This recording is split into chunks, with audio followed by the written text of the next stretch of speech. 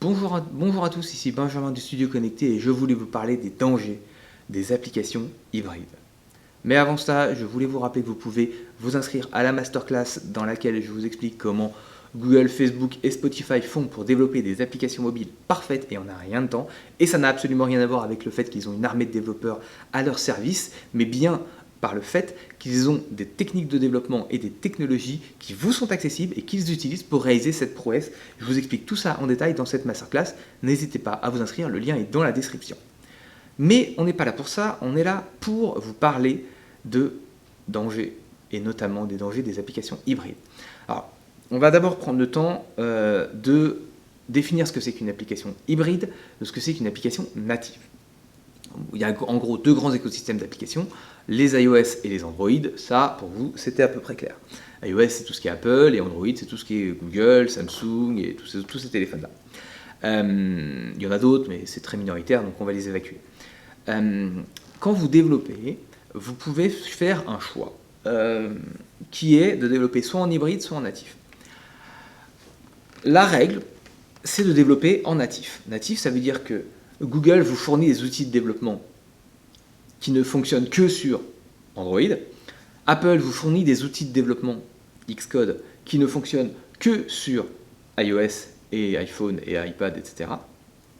Et vous prenez un développeur de chaque techno et vous lui faites coder la même application sur les deux outils et pour que ça arrive sur chacune des plateformes pour pouvoir être accessible aussi bien sur Android que sur iPhone. Ça, c'est la méthode native, d'accord? Ça prend beaucoup de ressources parce qu'il faut deux développeurs et qui codent la même chose en plus. Et ça prend, mais c'est ce qui est recommandé, voire imposé, mais on y viendra, par Apple et Google pour avoir le droit d'utiliser la plateforme Android ou iOS en fonction de là où vous êtes. Ça, c'est le développement natif, c'est ce qu'il faut faire, c'est comme ça que les applications sont développées normalement. Depuis quelques années, on voit des petits malins, mais on en fait partie, qui développent en hybride. Alors en hybride, cette fois-ci, ils développent un site web qui ressemble furieusement à une application mobile, qui se comporte comme une application mobile, et par un tour de passe-passe dont je vous passe les détails, on emballe tout ça dans une application mobile et paf, on peut la publier sur Android et sur iOS. Ça fait des vraies applications qu'on peut télécharger et quand on les ouvre, ça ressemble à une application, sauf qu'en fait derrière, ça fonctionne comme un site web. Alors évidemment, c'est pas un vrai site web, c'est-à-dire qu'ils sont pas connectés. C'est vraiment installé dans l'application, donc dans le téléphone, pardon. Donc c'est pas obligé d'être obligatoirement connecté, etc. Ça fonctionne très bien. Mais surtout, c'est extrêmement intéressant parce que vous codez un site web une fois et hop, vous pouvez le diffuser en deux applications, iOS et Android, directement. C'est quand même très très intéressant. D'autant plus que, les développeurs web sont quand même beaucoup moins chers que les développeurs mobiles, et en plus vous développez une seule fois l'application, et hop, ça vous fait deux applications sur chacune des deux plateformes. C'est quand même intéressant. Bon, la réalité est un tout petit peu mitigée, parce que dès que vous voulez faire des choses un tout petit peu avancées, vous allez devoir développer des choses spécifiques pour Android et des choses spécifiques pour iOS, même si vous êtes en hybride, mais globalement, vous gagnez quand même beaucoup de temps, ne serait-ce que par le prix du développeur qui est moins cher et par le prix du fait que vous développez qu'une seule fois, même si vous développez qu'une seule fois 80% de l'application et 20% qui doit être spécifique à chaque plateforme, vous gagnez quand même beaucoup de temps et beaucoup d'argent, ça coûte beaucoup moins cher. Donc c'est quand même très intéressant. Maintenant, nous on en fait, mais dernièrement, Google et Apple ont été très clairs sur leur position à chacun de ce qu'ils pensaient de ces techniques de développement. Alors ils n'appellent pas ça applications hybrides, il y en a qui appellent ça des web apps, d'autres qui appellent ça des applications HTML5. Bon, c'est qu'une question de vocabulaire, mais dans leurs guidelines de développement, je ne sais pas comment, j'ai perdu le mot en français, mais les recommandations qu'ils fournissent aux développeurs, il y a un paragraphe très clair sur les utilisations le développement d'applications en hybride, c'est-à-dire en format HTML. Google, lui, est un peu mitigé, c'est-à-dire qu'en gros, il dit « je ne recommande pas ». Vous pouvez le faire, mais je vous recommande de ne pas le faire parce que c'est moins bon pour les utilisateurs. Et là-dessus, il a raison, elles sont un peu moins réactives parce qu'il y a beaucoup de couches pour simuler le fait que ce soit une application. Donc c'est moins réactif, c'est moins fluide et Voilà, Google ne le recommande pas et vous demande de préférence de développer en natif et de produire des applications avec l'Android Studio, qui est l'outil de développement officiel d'applications sur Android. Apple, lui, est encore plus véhément là-dedans. Lui, il dit je vous interdis de le faire. Clairement, enfin je veux dire, voilà, il dit non, non, je ne veux pas que vous le fassiez, je ne veux pas que vous fassiez des applications en web app sur ma plateforme. Vous avez Xcode, vous utilisez Xcode, qui est l'outil officiel. Lui, ils sont vraiment très très clairs là-dessus. Il y a une toute petite nuance qui est précisée d'ailleurs dans les deux guidelines, qui sont qu'ils acceptent que des utilisations secondaires de l'application soient faites en HTML. Exemple, vos mentions légales de votre application, vous n'êtes pas obligé de les faire en natif. Si vous voulez mettre une petite page web, tout va bien, d'accord? Si vous avez, je sais pas, votre page à propos, si vous voulez pas vous embêter et faire ça en web, parce que c'est quand même vraiment beaucoup plus rapide, ok, ça c'est pas un problème, mais c'est pas le cœur de votre appli, c'est vraiment du périphérique, et ça c'est toléré, et c'est précisé, hein, ils lui disent voilà, ce genre d'utilisation, ok, il n'y a pas de problème, on vous embêtera jamais avec ça. Par contre, si le cœur de l'utilisation de votre application est fait sur une technologie web, c'est non recommandé chez Google et interdit chez Apple.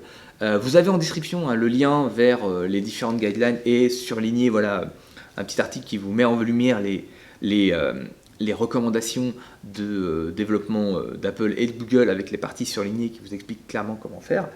Mais maintenant, il reste quand même une question. C'est pourquoi il y a encore autant de gens qui le font. Nous, on développe encore beaucoup d'applications en hybride et il y a beaucoup de développeurs qui le font. Bon, au-delà de l'attrait et des économies en développement qu'il y a, il faut comprendre que, en fait, c'est interdit ou non recommandé, mais en fait, c'est toléré. C'est-à-dire que vous allez publier votre application, ça va bien se passer, personne ne va venir vous casser les pieds ou pas trop, votre application va arriver sur les stores et tout se passera très bien, vous pourrez l'utiliser et tout est bon. Maintenant, nous on sait que si Apple et Google ont mis dans leurs guidelines de développement le fait que c'est interdit ou que c'est non recommandé, c'est pour se préparer à les virer du store, clairement, ou vous coupez les accès si vous faites une diffusion privée, ou vous révoquez vos certificats si vous faites une diffusion privée. Donc attention, pour nous c'était un vrai red flag, hein, un vrai signal d'alarme. Ouh là là, ils ont modifié en disant attention, en rajoutant un paragraphe spécifique sur les applications hybrides, donc il faut faire gaffe. Maintenant, nous, comment on se positionne, comment le studio connecté se positionne? En gros, si votre application c'est un truc jetable qui va durer 6 mois, faites-le en hybride, vous ne prenez pas la tête, ça va pas être un problème. Typiquement, mais l'exemple typique, c'est un cadeau d'un jeu concours. Ça peut être une petite app avec un petit jeu, l'accès à des contenus exclusifs ou autre. Ça, si c'est jetable, faites-le en hybride. Il n'y a aucune raison de se priver. Par contre, si c'est un truc qui doit durer dans le temps, vraiment, abstenez-vous et faites-le en natif. Parce que vous avez aucune envie d'un truc sur lequel vous vous appuyez pour ou développer votre application, votre entreprise, ou voilà, qui est là pour un outil qui est là pour durer dans le temps. Vous n'avez aucune envie que d'un seul coup ça fonctionne plus juste parce que Apple ou Google ont décidé que les applications hybrides ça suffisait, ils n'avaient rien à faire chez nous. Évidemment, personne n'a dit que ça allait arriver, ni quand, ni si ça va être le cas. Mais le fait que ce soit dans les guidelines, c'est quand même un bon indicateur. Et ils font tout le temps comme ça. Quand ils ont voulu virer des applications qui étaient trop virées des applications de store parce qu'ils étaient périmées, elles n'avaient pas été mises à jour, ils ont mis à jour leurs guidelines et quelques mois après, ils ont viré tout le monde manu militari en expliquant attendez, c'est dans les guidelines, je ne veux pas le savoir. Donc, il faut être vigilant là-dessus. Les applications hybrides sont une très belle opportunité si l'application en elle-même est jetable. Si c'est une application pour le long terme, attention, pensez, faites l'effort et passez en natif, c'est quand même beaucoup plus